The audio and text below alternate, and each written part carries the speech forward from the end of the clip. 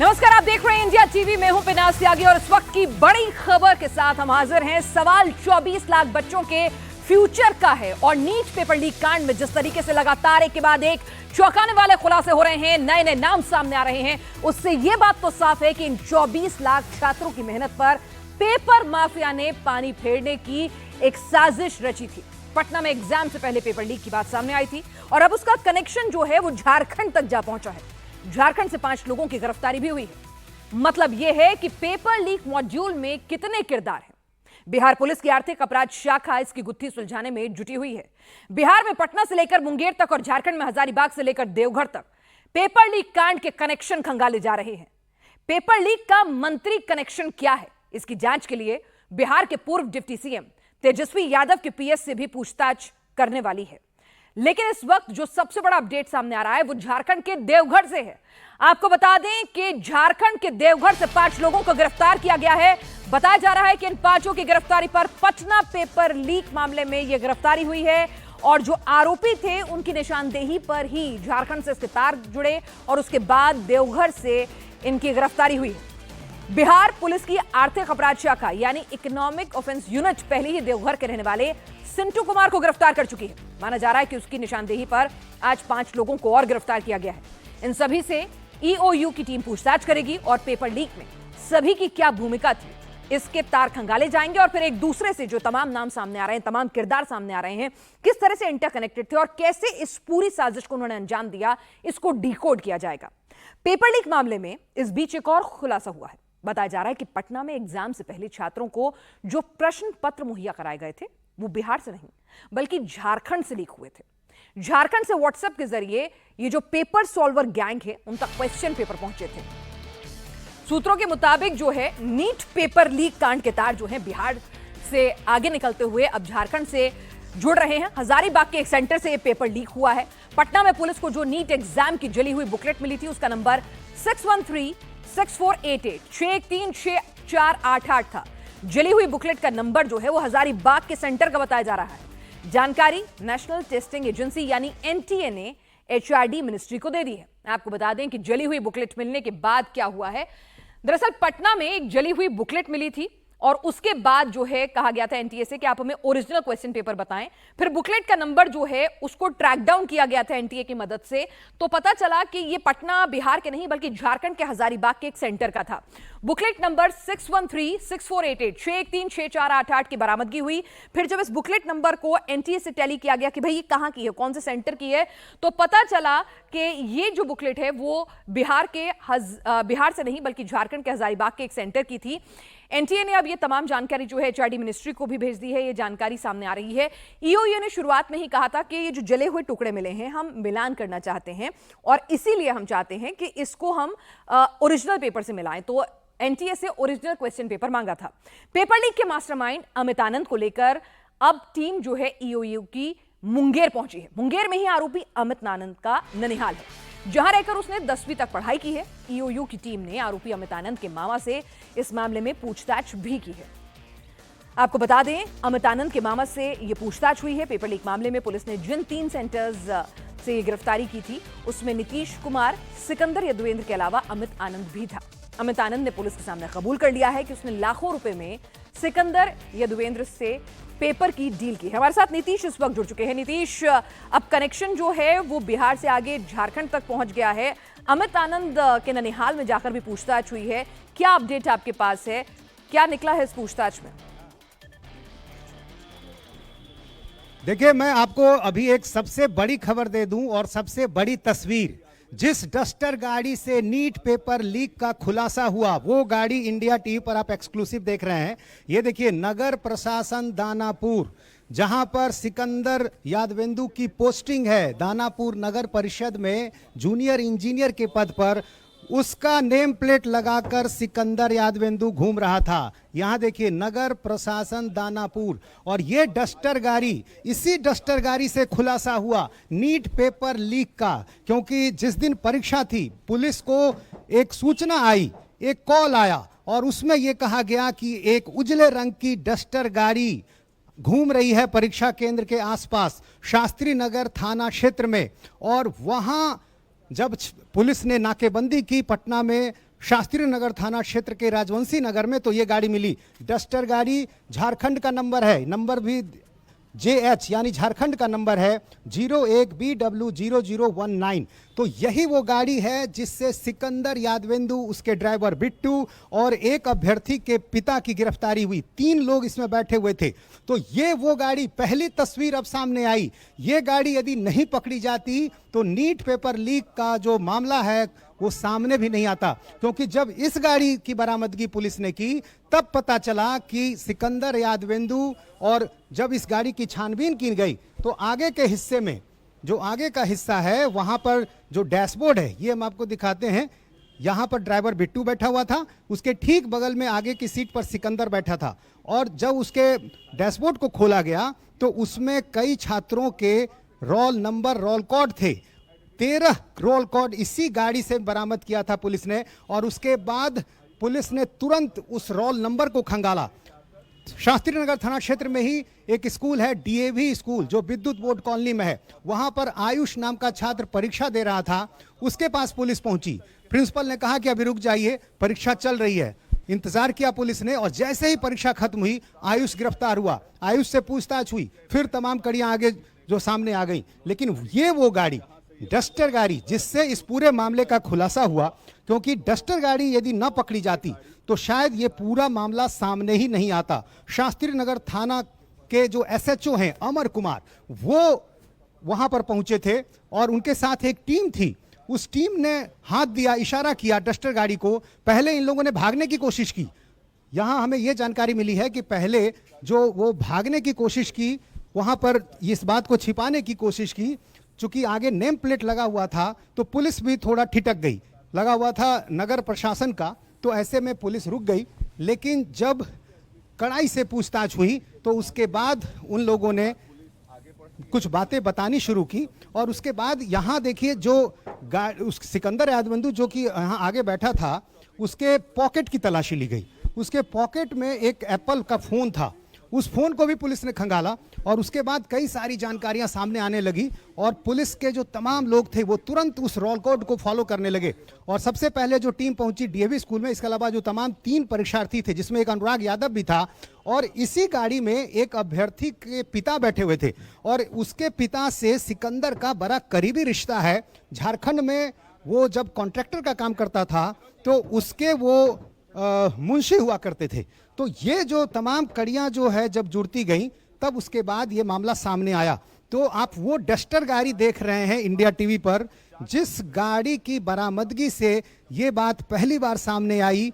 5 मई को परीक्षा हो रही थी, और परीक्षा के दिन ही पुलिस को ये जानकारी मिली कि एक गैंग है, एक गिरोह है पेपर लीक से जुड़ा हुआ, जो परीक्षा केंद्र के आसपास घूम रहा है, डस्टर गाड़ी से घूम रहा है। उसमें 3 लोग बैठे हैं। यहां तक कि नंबर की भी जानकारी मिल गई थी, और इसलिए पुलिस के लिए ढूंढना उसे आसान भी हुआ। तो ये वो गाड़ी जहां से नीट पेपर लीक की कड़ियां की शुरुआत होती है, जिसने इस पूरे मामले का उद्भेदन किया है। और पुलिस को यह पता चला कि सिकंदर यादवेंदु जो जूनियर इंजीनियर है नगर परिषद दानापुर में, उसके झारखंड में बड़े कनेक्शन हैं, झारखंड से उसका बड़ा करीबी रिश्ता है। और यही वजह है कि फिर अब झारखंड पर भी जो है नजर दौड़ाई जा रही है। और ये बातें आपको सामने आ रही हैं। बिल्कुल नीतीश, और ये नंबर जो है गाड़ी का वो झारखंड में ही रजिस्टर्ड है। ये गाड़ी GH से स्टार्ट हो रहा है, तो झारखंड में ही रजिस्टर्ड है। और किस तरह से पुलिस को टिप ऑफ मिली, और ये भी अपने आप में देखिए कि अपने रसूख का, अपने पद का, अपनी पूरी वो नेम प्लेट, अपनी जो नंबर प्लेट है उसके आगे अपना डेजिग्नेशन की वो कहाँ काम करता है, उसके रसूख का भी इस्तेमाल करना चाहता था। और किस तरह से दिन दहाड़े वो बेहिचक रोल कोड के साथ, अभ्यर्थी के अभिभावक के साथ जो है खुले में इस पेपर लीक को अंजाम दे रहा था। तो इसी से पता चलता है कि वो किस हेकड़ी में, किस रसूख में काम कर रहा था। एक बार फिर से दिखाएं कि आगे किस तरह से वो नंबर प्लेट के आगे उसने अपनी नगर प्रशासन की तख्ती जो है वो लटकाई हुई है, डैशबोर्ड में पेपर लेके घूम रहा था। जरा बताएं नीतीश। जी हाँ, बिल्कुल, यहाँ पर हम आपको दिखा सकते हैं। ये जो आगे का जो बोर्ड है, यहाँ पर आगे के हिस्से में वो लिखा हुआ है। और वो तस्वीरें जहाँ हमने दिखाई थी, जिसमें नेम प्लेट पर साफ साफ लिखा हुआ है, उसका जो कवर है उसको ढकने की भी जरूरत नहीं समझी। और यहाँ पर लिखा हुआ है नगर प्रशासन दानापुर।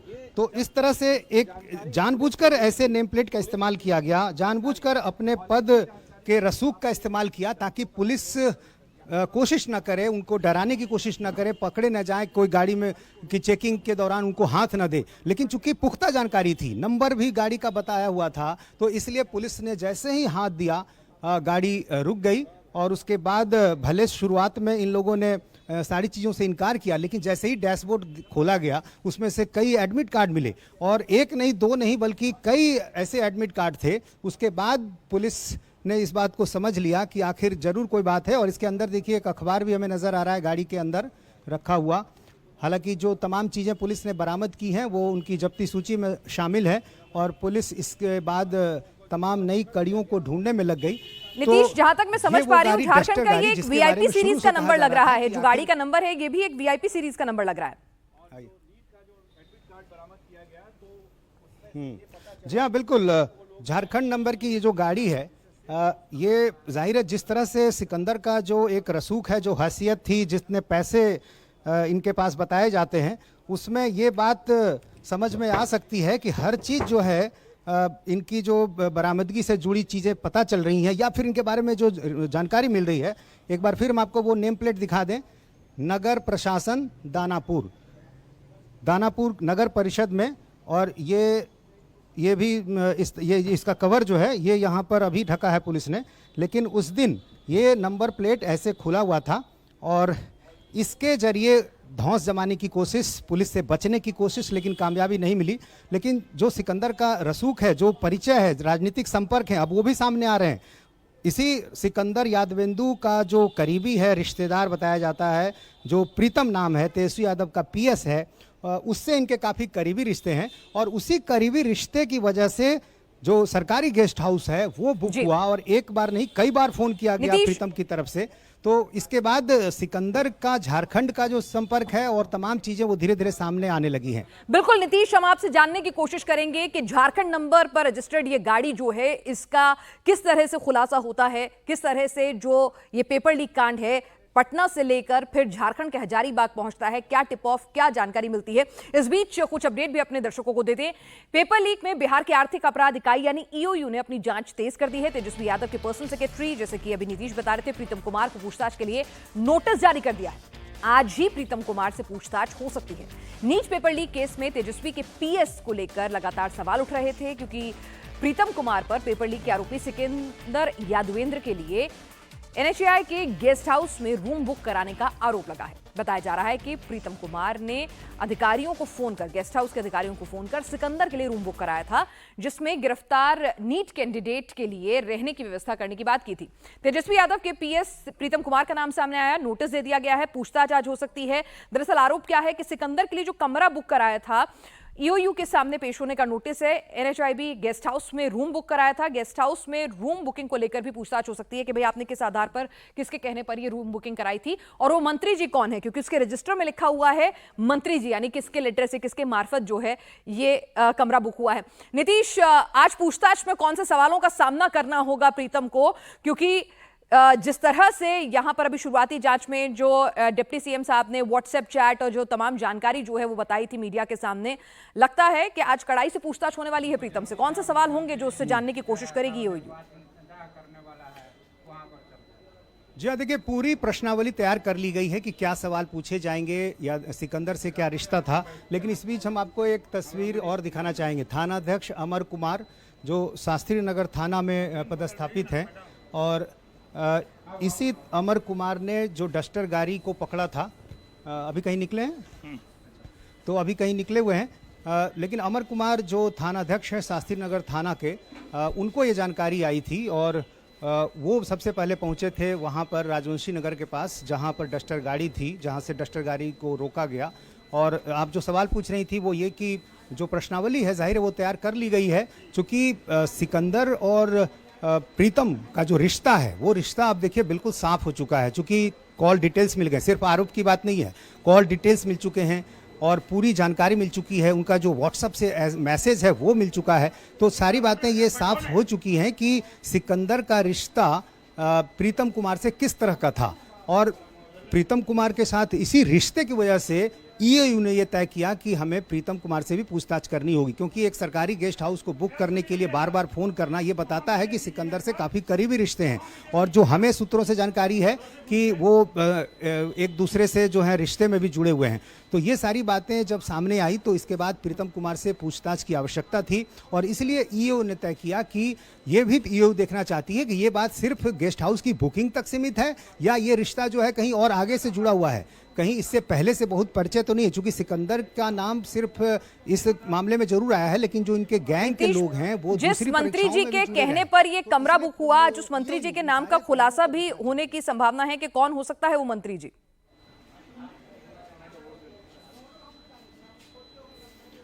देखिए, ये बात भी साफ हो चुकी है कि वो मंत्री जिस संदर्भ में लिखा गया था वो तेजस्वी यादव के लिए था, क्योंकि मंत्री हालांकि वो अभी नहीं है जिस समय परीक्षा चल रही थी, लेकिन चूंकि आमतौर पर ऐसा होता है कि जो मंत्री नहीं भी रहता है, यदि एक बार मंत्री है तो लोग उसको इसी तरह से पुकारते हैं, उसी तरह से बोलते हैं। और ऐसा सिर्फ मंत्री के लिए नहीं, विधायक भी जो हार जाता है उसके बाद भी देखिएगा उनके क्षेत्र के लोग उनको विधायक जी कहते हैं। तो मंत्री के बारे में भी ये साफ हो गया, चूंकि प्रीतम के पास से फोन आया था, और प्रीतम कौन है तो तेजस्वी यादव का पीएस है, तो इसलिए इस मंत्री को इससे जोड़ा गया। और चूंकि वर्तमान मंत्री अभी हैं विजय सिन्हा, और जब उन पर यह बात आ रही थी कि कहीं ये मंत्री विजय सिन्हा तो नहीं है जिनके पास पथ निर्माण मंत्री का अभी प्रभार है, तो इसलिए उन्होंने इस पूरे मामले की जांच करवाई। बजाबता एक अधिकारी को इसमें लगाया गया, और जांच में जो बातें आई, जिस तरह से कॉल डिटेल्स आए, और फिर उस अधिकारी ने कैमरे के सामने कहा कि भाई हमारे पास फोन आया था, तो मंत्री वाली बात भी साफ हो चुकी है। चलिए, तो आज ढेरों सवालों से सामना होगा प्रीतम का और कुछ नए खुलासे होंगे। लगातार इस बड़ी खबर पर आप नीतीश अपडेट और अपनी इन्वेस्टिगेशन लगातार जारी रखिए। जो भी जानकारी मिलती है हम लगातार दर्शकों तक उसे पहुंचाएंगे। आगे बढ़ते हैं, बात करते हैं महाराष्ट्र की, जहां अटल सेतु पर सियासत हो रही है। दरअसल मुंबई को नवी मुंबई से जोड़ने वाले अटल सेतु पर कांग्रेस और बीजेपी इस वक्त आमने सामने आ गए हैं। कांग्रेस कह रही है कि अटल सेतु पर दरार आ गई है, अभी कुछ ही महीनों पहले उद्घाटन हुआ था। वहीं महाराष्ट्र कांग्रेस अध्यक्ष नाना पटोले ने आरोप लगाया है कि 18,000 करोड़ में बने अटल सेतु में दरार आ गई। पर बीजेपी कह रही है कि भाई ऐसा नहीं है, ये तमाम आरोप जो हैं बिल्कुल गलत हैं। महाराष्ट्र के डिप्टी सीएम देवेंद्र फडणवीस ने बाकायदा एक्स पर पोस्ट लिखकर कहा है कि अटल सेतु में कोई दरार नहीं है, ना ही किसी भी तरह का अटल सेतु पर कोई खतरा है। कांग्रेस एक झूठा नैरेटिव जो है वो सेट कर रही है, झूठ बोलकर दरार का एक लंबा प्लान बना रही है। इस तरह से अटल सेतु में दरार राजनीतिक बिसात तक आ गई है। जाहिर सी बात है, विधानसभा चुनाव होने वाले हैं और ऐसे में मुद्दे ढूंढे जा रहे हैं। कांग्रेस का कहना है कि नरेंद्र मोदी ने 6 महीने पहले अटल सेतु का उद्घाटन किया, जिसका खूब प्रचार हुआ, लेकिन अब इसी अटल सेतु की सड़क में चंद महीनों के अंदर ही दरार हो गई। यानी कि क्वालिटी क्या थी, किस तरह से काम हुआ था। दरअसल इसके एक हिस्से में आधा किलोमीटर तक सड़क पर 1 फीट धंस गई है किनारे। आप देख रहे हैं तस्वीरों में किस तरह से एक रोड जो है वहां पर साइड में आपको क्रैक्स नजर आएंगे। बीजेपी कह रही है कांग्रेस की सोची समझी चाल है। देवेंद्र फडणवीस कह रहे हैं कि देश की जनता ही कांग्रेस के इस दरार प्लान को हराएगी। नाना पटोले अटल सेतु का जायजा लेने के लिए खुद पहुंचे। यहां उन्होंने सरकार पर भ्रष्टाचार का आरोप लगाया है और लोगों की सुरक्षा को लेकर भी चिंता जाहिर की है। अटल सेतु का उद्घाटन देश के प्रधानमंत्री नरेंद्र मोदी जी ने किया था।